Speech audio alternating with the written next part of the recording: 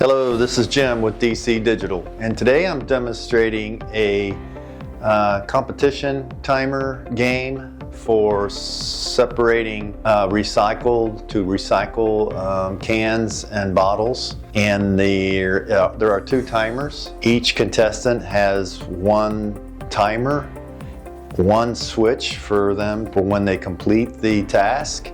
And the task is going to be a number of cans, aluminum cans and plastic bottles in front of them, and they're going to have two holes.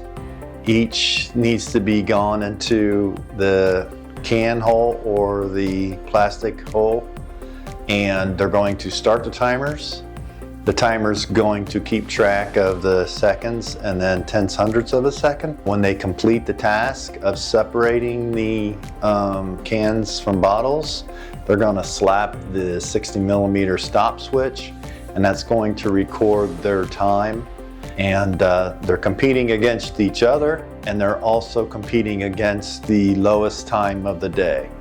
And that will be recorded here in this larger display, the 8-inch display, master. To demonstrate this, I'm going to go ahead and there is a common start on this specific timer. So it will start both displays, and now the contestant will go ahead and separate the cans and the bottles into the respective holes. And when they complete that task, they're going to stop their timer, and then it also sends out a 3-second tone that allows the other player to know that they are finished, or that they let them know that they're completed.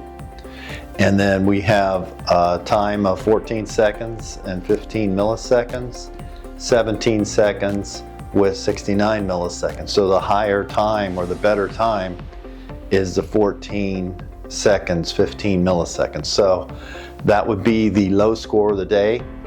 And they're going to go ahead and whoever's operating the best score of the day display will use this keypad to enter that score. So they're going to hit set display, and it'll be 14, 15. Enter, and that places this into non-volatile memory, and this retains that until the new or higher score, which would be the lower time, has been achieved for the day. So the operation is to reset. You can reset these separately, or you can just use the start-stop button to start or reset and start the displays for the next two contestants. I'm going to go ahead and show you the reset and start function. So it's pretty simple to operate. So one person, one push starts it, and then the contestants each stop the timers on their own. So they're going to separate the containers in their proper holes. When they're complete, they're going to hit the 60mm button, and that's going to stop their timer. So the person who's conducting the game will press the start, reset and start, so it takes them back to zero. They're all starting at the same time, separating the bottles, hit their when they're complete, and then the fastest time will be recorded over on this master display, which is 7 seconds, 65 milliseconds. So they're going to press set the display, and it'll be 0765. Enter, and that's the fastest time for the day. These are made to go indoor or outdoor. So right now they're in indoor display mode.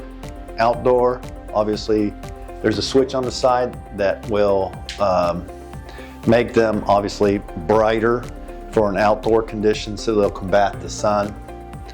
And these are all aluminum, so they won't rust. And they have mounting rails. The left side is for your controls. The keypad control for the master just plugs in. It's an RS-485 connection. For the stop switches, they are 4 connections here. and they all will go to specific locations on this terminal block, which are designated inside here. There's a ID label inside, and so you'd bring it in through the bottom or your cabling and connect it to a terminal block, which is on the left-hand side. The alarm, or when they finish the competition, hit their button, it's going to set the alarm off. This is fully adjustable for higher or lower volume. These are also in aluminum. This one here is an 8-inch display, and these are all 6-inch high displays. So again, this is Jim with Industrial Electronics, DC Digital, demonstrating a recycling game competition timer displays. Thank you for watching.